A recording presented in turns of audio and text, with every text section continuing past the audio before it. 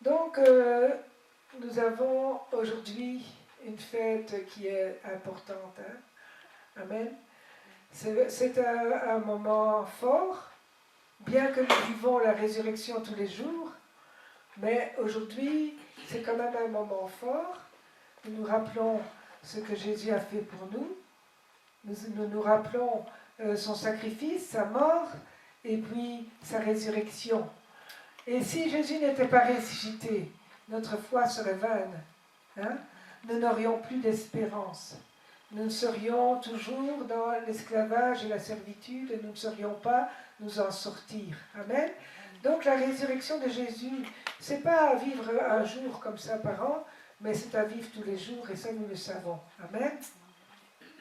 Alors, dans le judaïsme, Pâques, en fait, ça signifie, ça vient d'un mot qui s'appelle Pessa, je ne sais pas si c'est comme ça qu'on prononce, mais Pessar ou Péchar, je ne sais pas, mais ça veut dire que c'est faire un saut, faire un bond, passer au-dessus d'eux. Ça, c'est une première signification.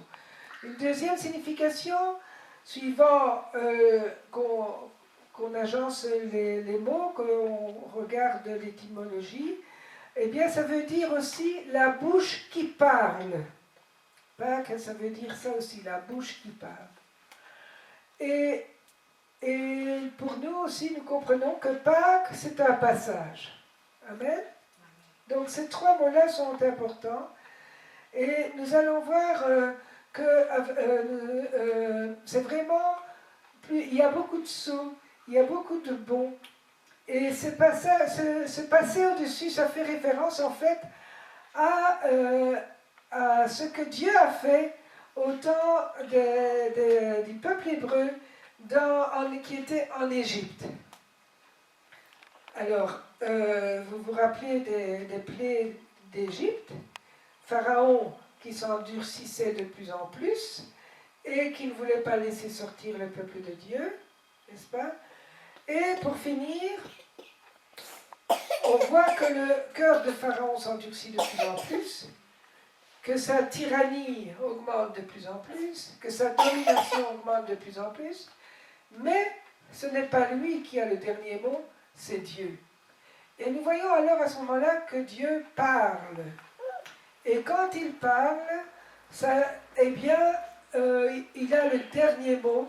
Il amène Pharaon à s'abaisser et à obéir à ce que Dieu veut. Amen. Parce que c'est Dieu qui est au-dessus de tout.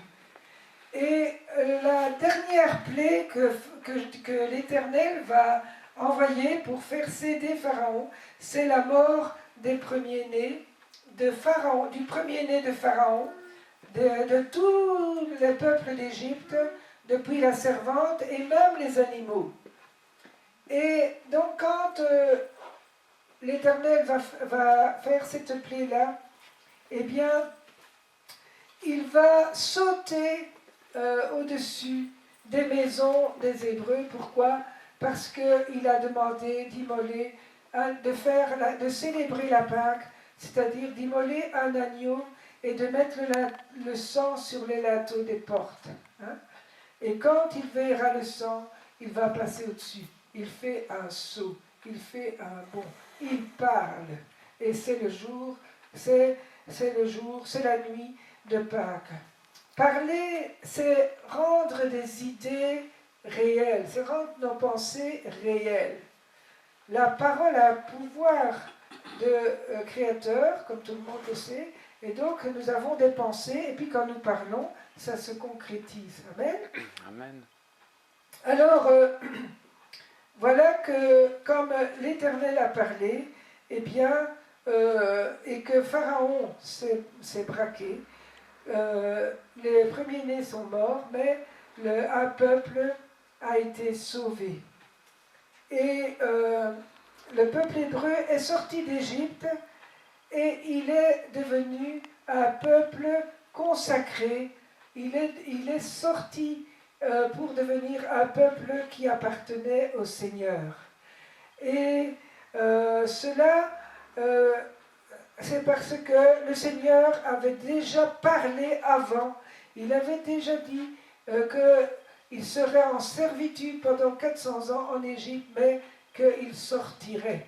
Et sa parole qu'il a prononcée se réalise ce jour-là. Alors, nous voyons un autre saut, c'est que en Jésus-Christ, nous faisons aussi des bonds, nous faisons aussi des sauts, nous faisons aussi des passages. Amen. Et Jésus-Christ, en Jésus-Christ, nous étions, avant de connaître Jésus, nous étions morts. En lui, nous passons de la mort à la vie. Nous étions dans un royaume de ténèbres, mais en Jésus-Christ, nous sautons, nous passons dans un royaume de lumière. Avant, nous avions comme maître Satan et qui nous tenait dans la servitude. Mais en Jésus-Christ, nous sautons, nous sortons, nous passons à un autre maître qui est le Seigneur Jésus-Christ et qui nous rend libres, qui nous affranchit et qui nous donne la vie. Amen. Et tout cela, nous devons nous en rappeler aujourd'hui parce que c'est un jour spécial. Et juste, nous voulons nous rappeler ces sauts-là. Alors, un autre saut encore, c'est que nous étions esclaves, mais nous avons fait un bond dans la liberté en Jésus-Christ. Et nous avons encore fait un plus grand saut, c'est quand nous avons donné notre vie à Jésus-Christ, nous sommes nés à nouveau, nous avons fait un saut formidable dans la famille de Dieu. Nous sommes devenus enfants de Dieu. Nous sommes entrés nous sommes participants de la vie de Jésus-Christ et nous sommes alors à ce moment-là entrés dans le corps de Christ, Christ étant la tête et nous devenant un membre de son corps. Amen. Amen.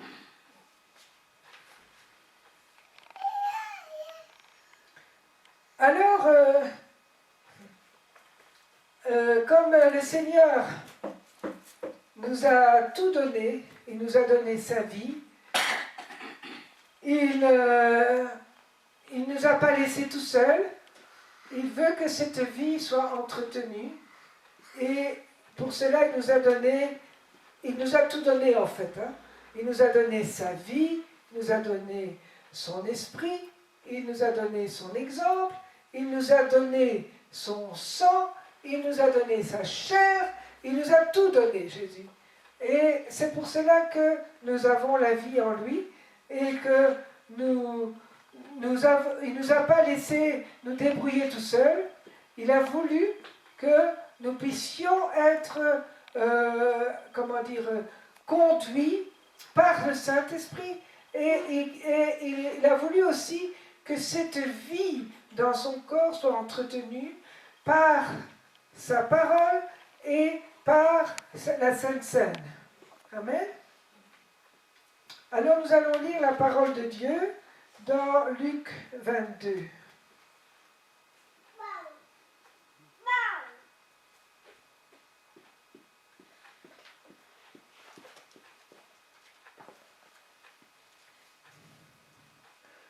Alors je vais lire du chapitre 1 au chapitre... le chapitre 22, pardon. Le chapitre 22, à partir du verset 1 jusqu'au verset 21. La fête des pains sans levain, appelée la Pâque, approchait. Les principaux sacrificateurs et les scribes cherchaient des moyens de faire mourir Jésus, car ils craignaient le peuple.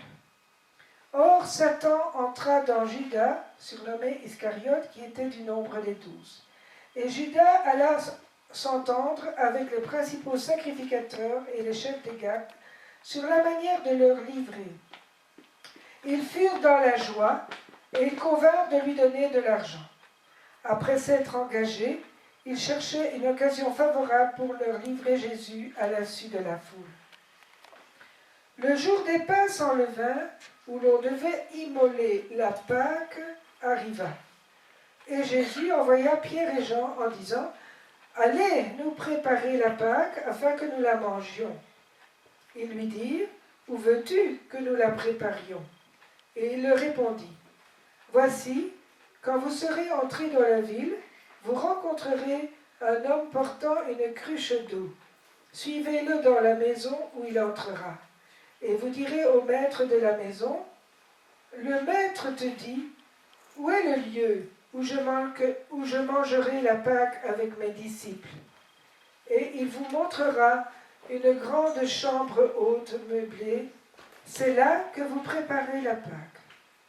Ils partirent et trouvèrent les choses comme il leur avait dit, et ils préparèrent la Pâque. L'heure étant venue, il se mit à table et les apôtres avec lui. Il leur dit, j'ai désiré vivement manger cette Pâque avec vous avant de souffrir. Car, je vous le dis, je ne la mangerai plus jusqu'à ce qu'elle soit accomplie dans le royaume de Dieu. Ayant pris une coupe et rendu grâce, il dit, prenez cette coupe et distribuez-la entre vous. Car je vous le dis, je ne boirai plus désormais du fruit de la vigne jusqu'à ce que le royaume de Dieu soit venu. Ensuite, il prit du pain, et après avoir rendu grâce, il le rompit et leur donna en disant, ceci est mon corps qui est donné pour vous. Faites ceci en mémoire de moi. Il prit de même la coupe après le souper, et la leur donna en disant, cette coupe est la nouvelle alliance en mon sang qui est répandue pour vous. Cependant, voici, la main de celui qui me livre est avec moi à cette table. Amen. Donc nous voyons ici le contexte de la Sainte Seine. On voit dans ce passage que c'est le jour des pains sans levain. On retient ça, le jour des pains sans levain. Un jour où c'est la fête des pains sans levain, appelée la Pâque. Amen. Un jour où l'on devait immoler la Pâque.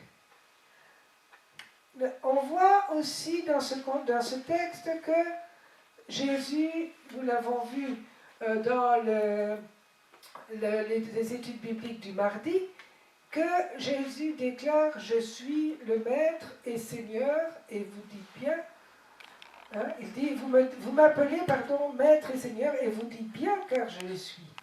Ici on voit le Maître qui dit « Allez à ses disciples, allez me préparer la salle pour la Pâque ». Et il dit « Vous direz au Maître de la maison, le Maître te dit ». Donc on voit vraiment Jésus ici qui agit en maître, qui dit quelque chose, et la chose se fait comme il a dit. Amen. On n'a pas posé une question, on a fait comme le maître a dit. Donc on voit encore que la parole s'accomplit. Alors, le Seigneur ici, on voit dans ce texte que Jésus a désiré manger la Pâque avec ses disciples avant de souffrir. Et il annonce sa mort et sa résurrection. Et il dit aussi qu'il sait que Judas est à table avec lui. Amen. Vous voyez tout ça, nous allons voir un peu à quoi cela va nous mener dans notre sujet de ce matin.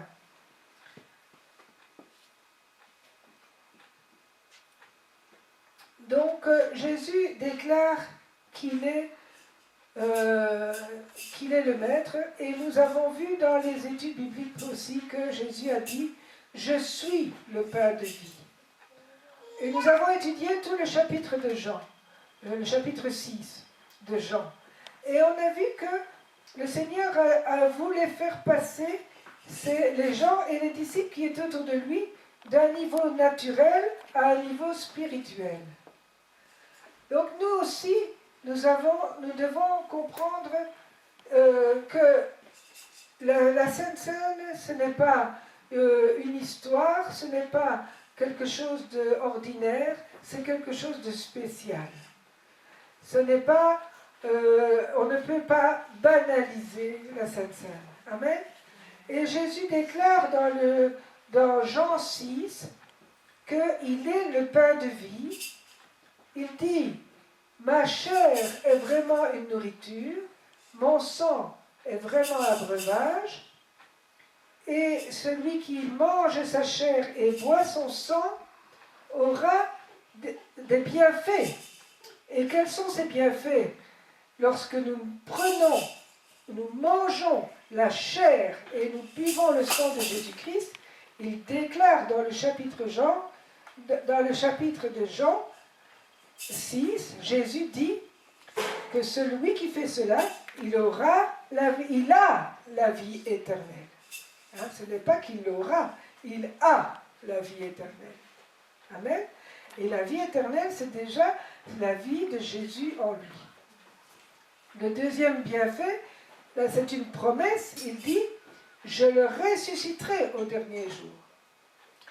Une troisième chose, il dit que celui qui mange sa chair et boit son sang, il demeure en Jésus et Jésus demeure en lui.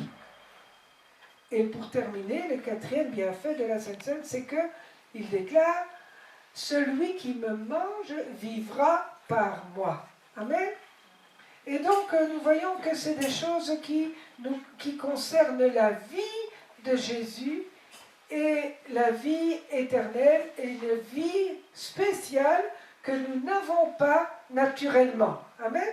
Mais que si nous nous approchons pour obéir à sa parole, que nous mangeons, nous buvons et nous écoutons sa parole et que nous vivons par lui, cette vie vient de lui. Et c'est comme ça que nous pouvons vivre cette vie que Jésus veut nous donner. Amen. Alors, donc, quand nous prenons la Sainte Seine, nous sommes nous sommes lavés par l'eau de sa parole et nous sommes nourris par Jésus lui-même. Il se donne à manger. Amen. Ce n'est pas n'importe quoi. C'est quelque chose de spirituel. Lorsque Jésus a dit qu'il était le pain de vie, eh bien les gens ne le croyaient pas. Et lorsqu'il a dit « je vais vous donner ma chair à manger », ils ne le croyaient pas. Et ils venaient à Jésus pour avoir, parce que Jésus avait multiplié le pain, il voulait manger. Donc ils venaient pour être rassasiés physiquement. Alors nous aussi, nous devons nous dire « mais je viens pour qui ?» ou bien « je viens pourquoi ?» Est-ce que je viens pour être rassasié physiquement, pour que Dieu me comble de tout ce que j'ai besoin, ou bien je viens pour chercher Jésus et pour vivre de sa vie. Amen. C'est ça que nous devons nous poser comme question quand nous venons à l'église et quand nous, plus particulièrement encore, quand nous allons nous mettre à la table de Jésus. Alors la Sainte Seine était tellement importante que elle est devenue un des 4 piliers de l'Église. Et nous connaissons les 4 piliers de l'Église qui sont, le premier, c'est que d'abord, les apôtres, après la Pentecôte, ils étaient réunis tous ensemble. Ils persévéraient tous ensemble. Et ils étaient assidus, on dit. À quoi? Eh bien, à l'enseignement des apôtres, à la communion fraternelle, à la fraction du pain et à la prière. Ça, c'est les 4 piliers qui font que l'Église va aller de l'avant, qu'elle va être ferme, solide. Amen. Mais maintenant, si nous enlevons un pilier, comment va aller l'Église? Si tu viens à l'Église, mais que tu n'as pas de communion fraternelle avec les autres, comment ta vie va être solide? Si tu viens à l'église pour recevoir les enseignements, mais on ne partage jamais la Sainte Seine, ça ne va pas non plus, il manque un pilier. Si nous venons pour écouter le culte seulement le dimanche, mais que nous ne venons pas à l'étude biblique pour écouter l'enseignement de la parole, ou bien que nous ne venons pas, nous ne prions pas, eh bien, il manque un pilier ou deux piliers, et ça va s'écrouler, ça va boiter, ça va être, comment je dis, de travers. Hein? Aussi bien ta vie que la vie de la communauté. Pour être solide, nous avons besoin de ces quatre piliers, de vivre ensemble ces quatre piliers. Ces quatre choses importantes. Alors, nous voyons que ce n'est pas les disciples ne vivaient pas ça tout seuls, mais qu'ils étaient ensemble. Et donc, quand nous fêtons la fête de Pâques, nous comprenons que nous ne sommes pas tout seuls, mais que nous sommes ensemble, que tout nous ressente sur Jésus, que nous vivons de sa vie. La Pâques, et lorsque Jésus a institué la Sainte Seine au jour de Pâques, eh bien, ça veut dire que nous prenons conscience que nous ne sommes pas individuels, mais que chacun de nous nous vivons en Jésus-Christ et nous formons le corps de Christ. Amen. Et on ne sait pas être chrétien tout seul, on est chrétien en étant en communion fraternelle et en vivant dans le corps de Christ. Et le corps de Christ, c'est quoi? Bien, c'est Jésus qui est la tête et nous sommes ses membres. Amen. Nous sommes ses membres. Personne ne peut dire qu'il peut représenter Jésus à lui tout seul. C'est chacun de nous qui vont représenter quelque chose de beau du Seigneur. Et ensemble, nous allons représenter le Seigneur dans toute sa splendeur. Amen. Si nous vivons dans la communion fraternelle, dans la parole de Dieu, dans la prière et dans la communion, la fraction du pain. Donc il y a une dimension individuelle et une dimension collective.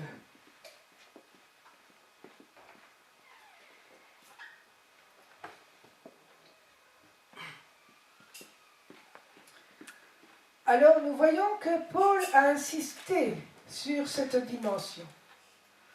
Quand je viens à Christ, que j'accepte Jésus comme mon Sauveur et mon Seigneur, eh bien je reçois sa vie. Et quand j'entre dans la famille de Dieu, eh bien je deviens un membre de son corps. Et on ne peut pas séparer ça. Alors, quand nous prenons la Sainte Seine, nous devons prendre conscience de ça aussi. Alors, regardons ce que dit Paul dans cette dimension-là, dans 1 Corinthiens 10, le verset 16 à 17.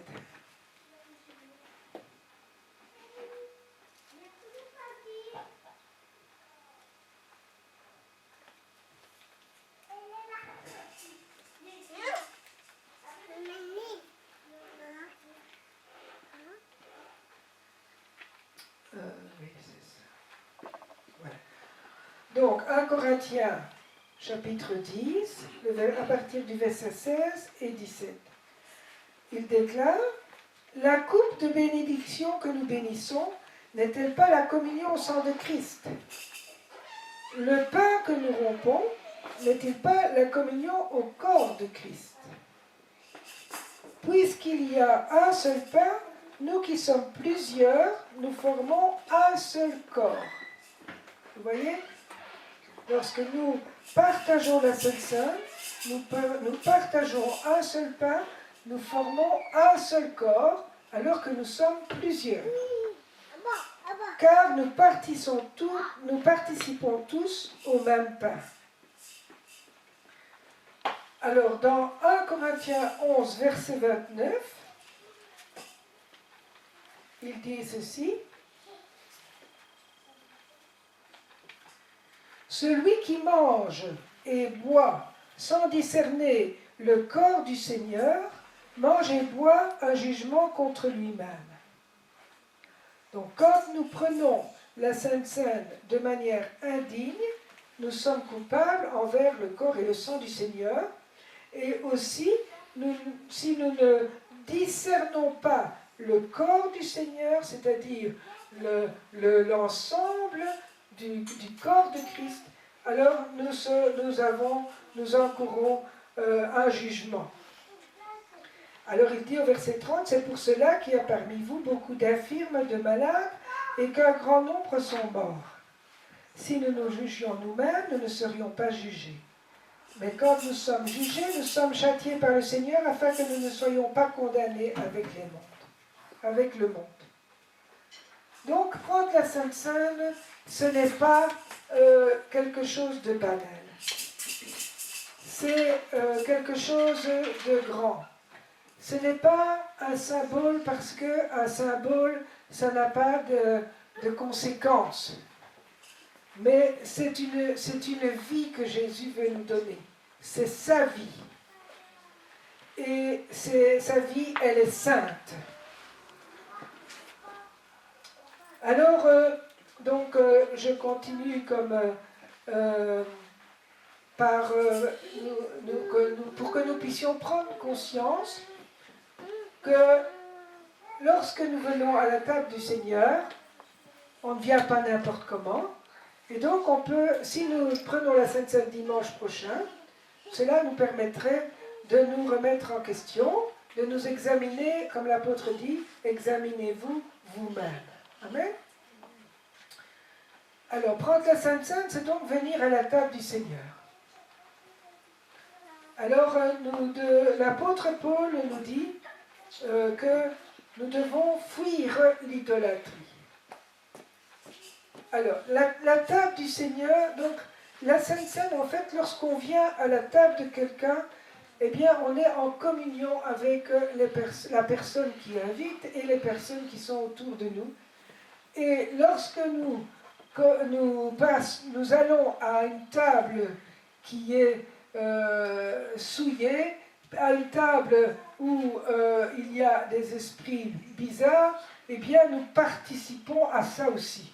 Et donc, quand nous allons à la table de quelqu'un, eh bien, nous recevons l'esprit qu'il y a dans cette personne qui se donne à nous.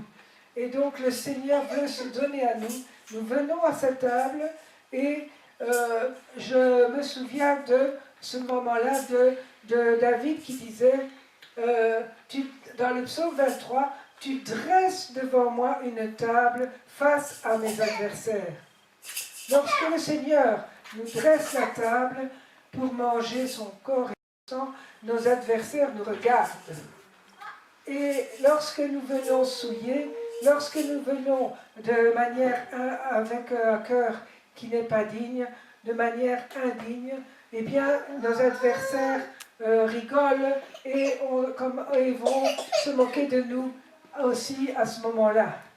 Il ne faut pas qu'ils aient des droits. C'est pourquoi l'apôtre Paul dit « Fuyez l'idolâtrie » pour commencer. Et l'idolâtrie, c'est quoi? C'est tout ce qui prend la place de Dieu. L'idolâtrie, c'est de mettre quelque chose ou quelqu'un à la première place.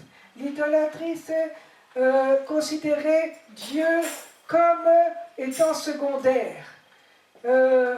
C'est d'abord dans mes prières, j'élève mes problèmes ou j'élève mes demandes personnelles, j'élève les soucis au lieu d'élever Dieu. C'est déjà de l'idolâtrie. On peut considérer l'idolâtrie aussi comme quand on met Dieu à notre service, comme un distributeur automatique. Je vais demander quelque chose à Dieu, je veux qu'il me donne tout de suite. C'est aussi de l'idolâtrie, parce que c'est un faux Dieu, ça. Dieu n'est pas à mon service, c'est moi qui suis à son service. L'idolâtrie, c'est aussi se dire, Dieu est tellement bon, il va me pardonner, et je vis n'importe comment. Ça aussi, c'est un faux Dieu. Dieu est amour, mais Dieu est saint. Et il veut que nous soyons parfaits comme lui est parfait. Il veut que nous soyons saints comme lui est saint. Alors, nous devons avoir la crainte de Dieu. Et dans la Bible, on voit que les apôtres, les disciples au premier temps prenaient la Sainte Seine régulièrement et la crainte de Dieu était dans leur cœur. Parce que lorsque je prends la Sainte Seine, je dois me mettre dans des conditions de sainteté pour la prendre. Alors je prends conscience que c'est quelque chose de saint et je dois avoir la crainte de Dieu. Je ne peux pas avoir une idole dans mon cœur. Je ne peux pas avoir un autel pour encenser cette idole-là. Amen. Si c'est encenser une idole, ça veut dire que c'est toujours ça qui revient. C'est toujours ça qu'on met en première place. C'est toujours ça. Dès qu'on ouvre la bouche, on se lamente. Dès qu'on ouvre la bouche, on prononce des paroles mauvaises. Alors on encense cette idole-là qui est dans notre cœur. Et on doit renoncer à l'idolâtrie. Fouiller l'idolâtrie. Amen. Parce que nous sommes le temple du Saint-Esprit. Et le temple du Saint-Esprit, il est saint. Et c'est ce que vous êtes, dit l'apôtre Paul. Être saint, c'est être mis à part pour Dieu. Et dans le temple que je suis, il ne peut pas y avoir la cohabitation du Saint-Esprit avec plein de souillures, plein de péchés, plein d'esprit qui n'est pas le sien. On doit faire attention. Un jour, je me suis dit, mais c'est quand même grave, cette parole. L'apôtre Paul nous dit, celui qui n'a pas l'Esprit de Christ ne lui appartient pas.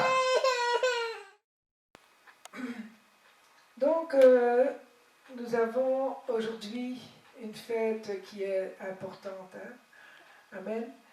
C'est un moment fort, bien que nous vivons la résurrection tous les jours, mais aujourd'hui, c'est quand même un moment fort.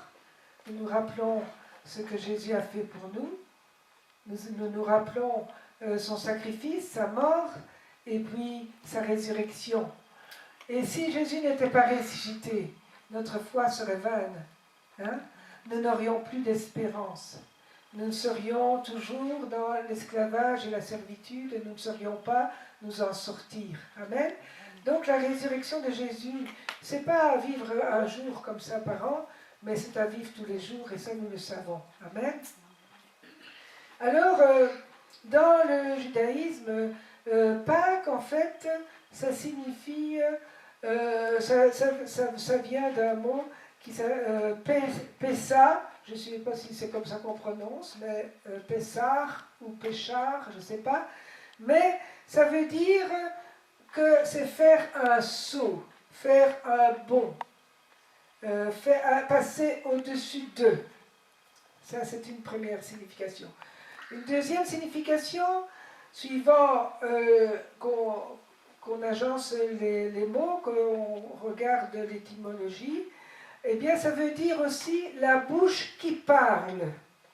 Pâques, ça veut dire ça aussi, la bouche qui parle. Et pour nous aussi, nous comprenons que Pâques, c'est un passage. Amen. Donc, ces trois mots-là sont importants. Et nous allons voir que c'est vraiment...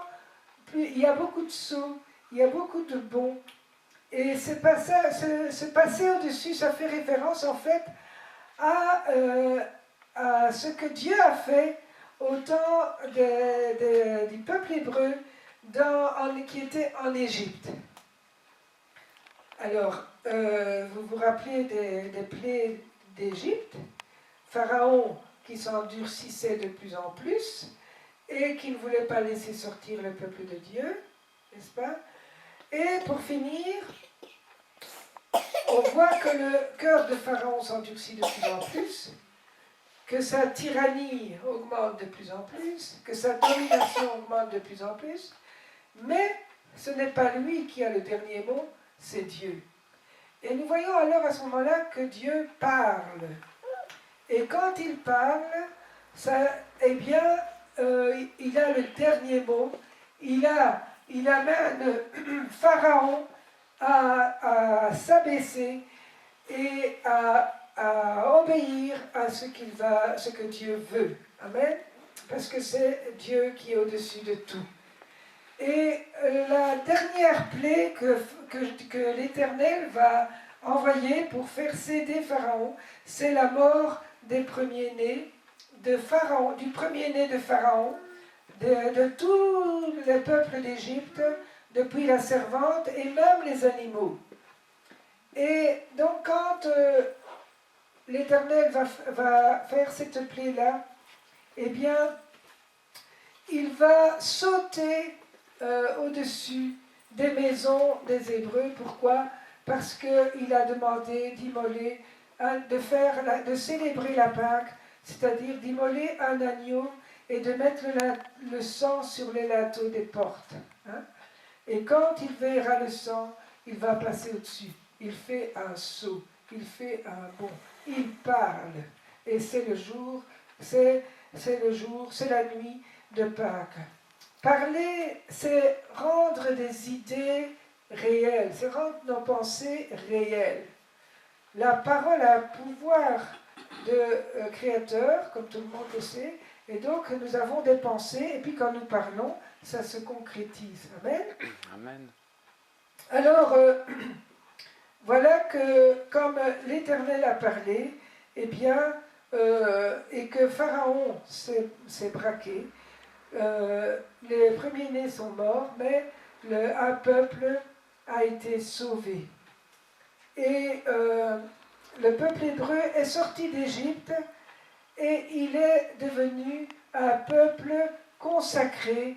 Il est sorti pour devenir un peuple qui appartenait au Seigneur. Et cela, c'est parce que le Seigneur avait déjà parlé avant. Il avait déjà dit qu'il serait en servitude pendant 400 ans en Égypte, mais qu'il sortirait. Et sa parole qu'il a prononcée se réalise ce jour-là. Alors, nous voyons un autre saut, c'est que en Jésus-Christ, nous faisons aussi des bonds, nous faisons aussi des sauts, nous faisons aussi des passages. Amen. Et Jésus-Christ, en Jésus-Christ, nous étions, avant de connaître Jésus, nous étions morts. En lui, nous passons de la mort à la vie. Nous étions dans un royaume de ténèbres, mais en Jésus-Christ, nous sautons, nous passons dans un royaume de lumière. Avant, nous avions comme maître Satan et qui nous tenait dans la servitude. Mais en Jésus-Christ, nous sautons, nous sortons, nous passons à un autre maître qui est le Seigneur Jésus-Christ et qui nous rend libres, qui nous affranchit et qui nous donne la vie. Amen. Amen. Et tout cela, nous devons nous en rappeler aujourd'hui parce que c'est un jour spécial. Et juste, nous voulons nous rappeler ces sauts-là. Alors, un autre saut encore, c'est que nous étions esclaves, mais nous avons fait un bond dans la liberté en Jésus-Christ.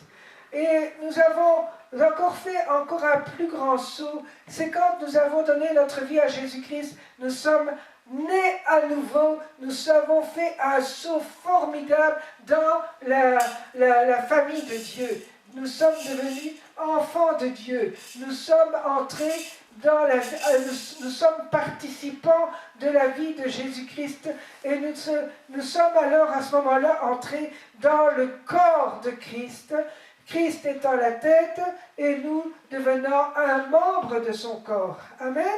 Amen.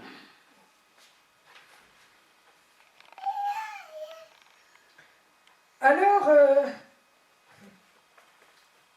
comme le Seigneur nous a tout donné, il nous a donné sa vie, il ne nous a pas laissés tout seuls, il veut que cette vie soit entretenue, et pour cela il nous a tout donné en fait. Il nous a donné sa vie, il nous a donné son esprit, il nous a donné son exemple, il nous a donné son sang, il nous a donné sa chair, il nous a tout donné, Jésus. Et c'est pour cela que nous avons la vie en lui et que il ne nous a pas laissé nous débrouiller tout seuls. Il a voulu que nous puissions être, conduits par le Saint-Esprit. Et il a voulu aussi que cette vie dans son corps soit entretenue par sa parole et par la Sainte Seine. Amen. Alors nous allons lire la parole de Dieu dans Luc 22.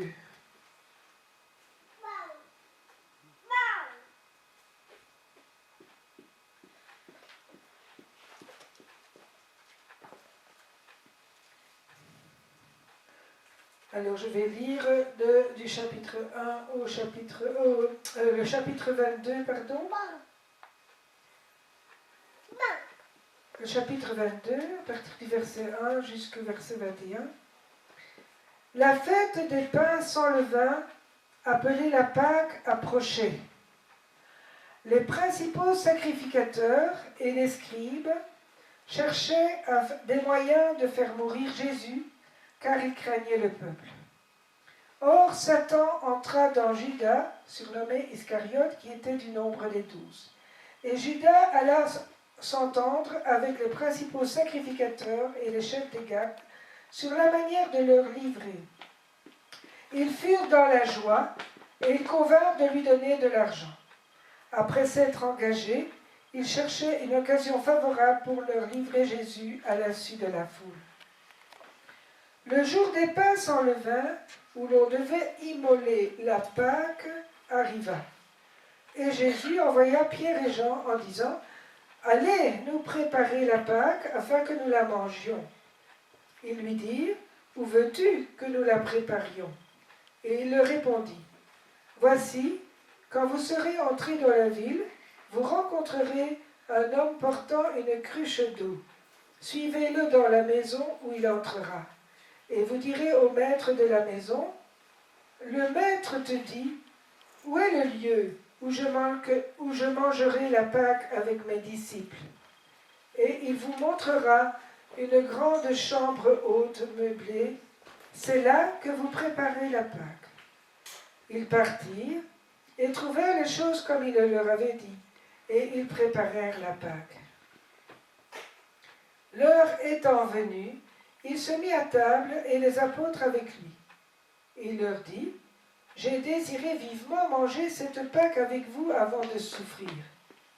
Car, je vous le dis, je ne la mangerai plus jusqu'à ce qu'elle soit accomplie dans le royaume de Dieu. » Ayant pris une coupe et rendu grâce, il dit, « Prenez cette coupe et distribuez-la entre vous.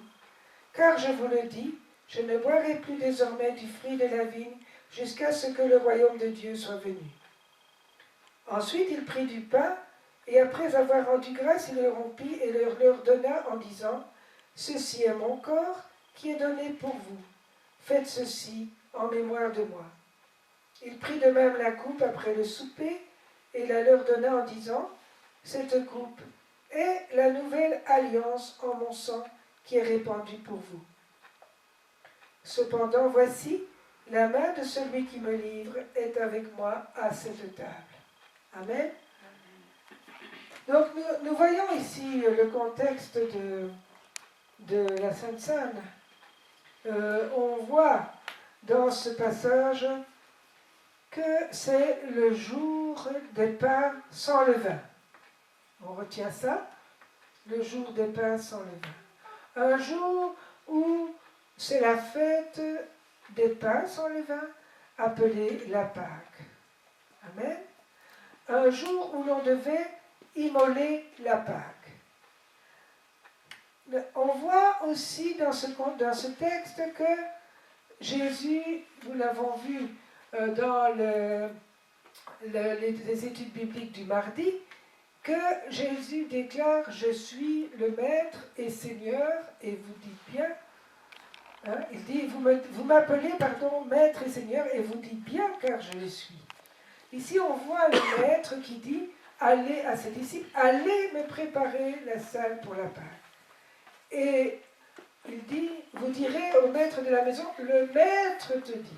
Donc on voit vraiment Jésus ici qui agit en maître, qui dit quelque chose, et la chose se fait comme il a dit. Amen. On n'a pas posé une question, on a fait comme le maître a dit. Donc on voit encore que la parole s'accomplit. Alors, le Seigneur, ici, on voit dans ce texte que Jésus a désiré manger la Pâque avec ses disciples avant de souffrir. Et il annonce sa mort et sa résurrection. Et il dit aussi qu'il sait que Judas est à table avec lui. Amen. Vous voyez tout ça,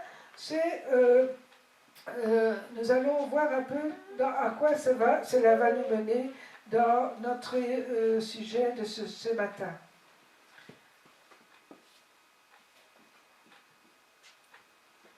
Donc Jésus déclare qu'il est le maître, et nous avons vu dans les études bibliques aussi que Jésus a dit « Je suis le pain de vie ».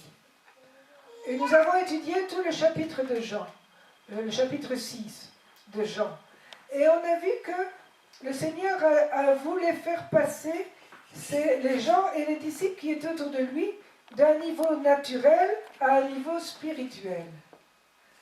Donc nous aussi, nous devons comprendre que la Sainte Seine, ce n'est pas une histoire, ce n'est pas quelque chose d'ordinaire, c'est quelque chose de spécial. Ce n'est pas, on ne peut pas banaliser la Sainte Seine. Amen. Et Jésus déclare dans Jean 6 qu'il est le pain de vie. Il dit, ma chair est vraiment une nourriture, mon sang est vraiment un breuvage, et celui qui mange sa chair et boit son sang aura des bienfaits. Et quels sont ces bienfaits? Lorsque nous mangeons la chair et nous buvons le sang de Jésus-Christ, il déclare dans le chapitre de Jean 6, Jésus dit que celui qui fait cela, il a la vie éternelle. Hein, ce n'est pas qu'il l'aura, il a la vie éternelle. Amen. Et la vie éternelle, c'est déjà la vie de Jésus en lui. Le deuxième bienfait, là, c'est une promesse, il dit, je le ressusciterai au dernier jour. Une troisième chose, il dit que celui qui mange sa chair et boit son sang, il demeure en Jésus et Jésus demeure en lui. Et pour terminer, le quatrième bienfait de la Sainte Seine, c'est qu'il déclare « Celui qui me mange vivra par moi ». Amen. Et donc, nous voyons que c'est des choses qui concernent la vie de Jésus et la vie éternelle et une vie spéciale que nous n'avons pas naturellement. Amen. Mais que si nous nous approchons pour obéir à sa parole, que nous mangeons, nous buvons et nous écoutons sa parole et que nous vivons par lui, cette vie vient de lui. Et c'est comme ça que nous pouvons vivre cette vie que Jésus veut nous donner. Amen. Alors, donc quand nous prenons la Sainte Seine, nous sommes nous sommes lavés par l'eau de sa parole et nous sommes nourris par Jésus lui-même. Il se donne à manger. Amen. Ce n'est pas n'importe quoi. C'est quelque chose de spirituel. Lorsque Jésus a dit qu'il était le pain de vie, eh bien les gens ne le croyaient pas. Et lorsqu'il a dit « je vais vous donner ma chair à manger », ils ne le croyaient pas. Et ils venaient à Jésus pour avoir, parce que Jésus avait multiplié le pain, il voulait manger. Donc il venait pour être rassasié physiquement. Alors nous aussi, nous devons nous dire, mais je viens pour qui? Ou bien je viens pourquoi? Est-ce que je viens pour être rassasié physiquement, pour que Dieu me comble de tout ce que j'ai besoin? Ou bien je viens pour chercher Jésus et pour vivre de sa vie? Amen? C'est ça que nous devons nous poser comme question quand nous venons à l'église et quand nous, plus particulièrement encore, quand nous allons nous mettre à la table de Jésus. Alors, la Sainte Seine était tellement importante que elle est devenue un des 4 piliers de l'Église. Et nous connaissons les 4 piliers de l'Église qui sont, le premier, c'est que d'abord, les apôtres, après la Pentecôte, ils étaient réunis tous ensemble. Ils persévéraient tous ensemble. Et ils étaient assidus, on dit. À quoi?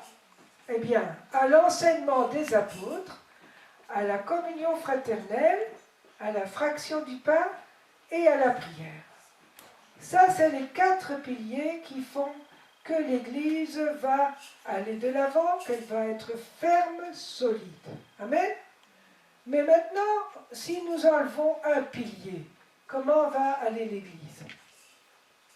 Si tu viens à l'Église, mais que tu n'as pas de communion fraternelle avec les autres, comment ta vie va être solide?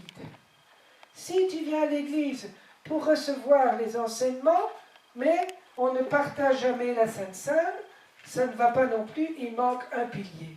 Si nous venons pour écouter le culte seulement le dimanche, mais que nous ne venons pas à l'étude biblique pour écouter l'enseignement de la parole, ou bien que nous ne venons pas, nous ne prions pas, eh bien, il manque un pilier ou 2 piliers, et ça va s'écrouler, ça va boiter, ça va être, comment je vais dire, de travers. Hein? Aussi bien ta vie que la vie de la communauté. Pour être solide, nous avons besoin de ces 4 piliers, de vivre ensemble ces 4 piliers. Ces 4 choses importantes.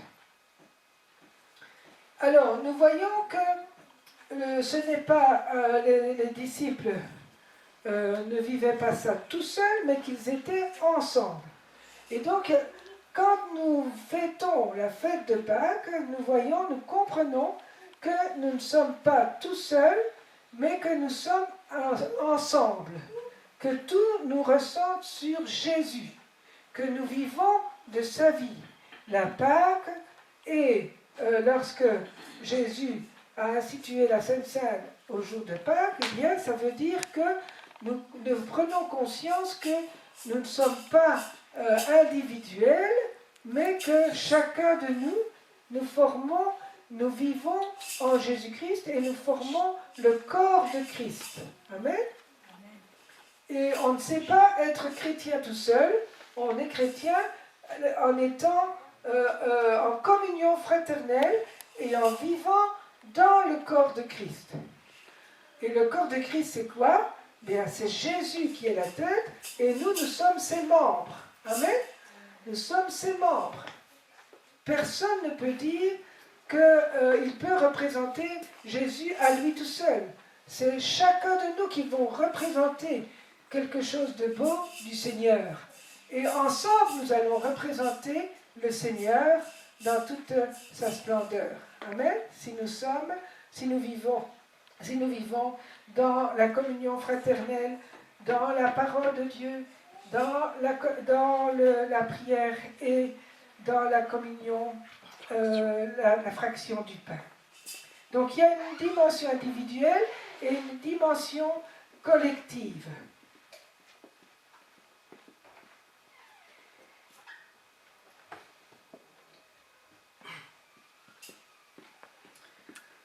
Alors nous voyons que Paul a insisté sur cette dimension. Quand je viens à Christ, que j'accepte Jésus comme mon Sauveur et mon Seigneur, eh bien, je reçois sa vie. Et quand j'entre dans la famille de Dieu, eh bien, je deviens un membre de son corps. Et on ne peut pas séparer ça. Alors, quand nous prenons la Sainte Seine, nous devons prendre conscience de ça aussi. Alors, regardons ce que dit Paul dans cette dimension-là, dans 1 Corinthiens 10, les versets 16 à 17.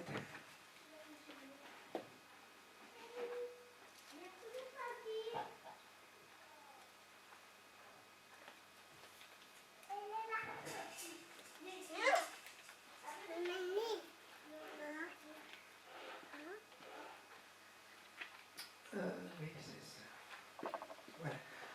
Donc, 1 Corinthiens, chapitre 10, à partir du verset 16 et 17. Il déclare, « La coupe de bénédiction que nous bénissons n'est-elle pas la communion au sang de Christ? Le pain que nous rompons n'est-il pas la communion au corps de Christ? Puisqu'il y a un seul pain, nous qui sommes plusieurs, nous formons un seul corps. » Vous voyez? Lorsque nous partageons la Sainte Seine, nous partageons un seul pain, nous formons un seul corps, alors que nous sommes plusieurs. Car nous participons tous au même pain. Alors, dans 1 Corinthiens 11, verset 29, il dit ceci. Celui qui mange et boit sans discerner le corps du Seigneur, mange et boit un jugement contre lui-même. Donc, quand nous prenons la Sainte Seine de manière indigne, nous sommes coupables envers le corps et le sang du Seigneur.